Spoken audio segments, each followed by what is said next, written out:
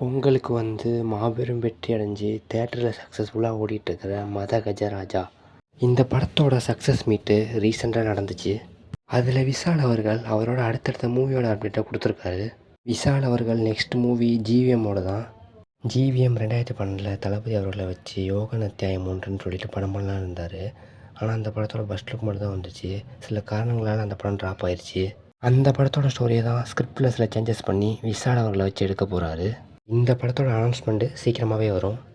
Next movie Demonte காலனின்னு மிரட்டலான படத்தை கொடுத்த அஜய் ஞானமுத்து அவர்களோட தான் விஷால் அவர்கள் படம் பண்ண போகிறாரு.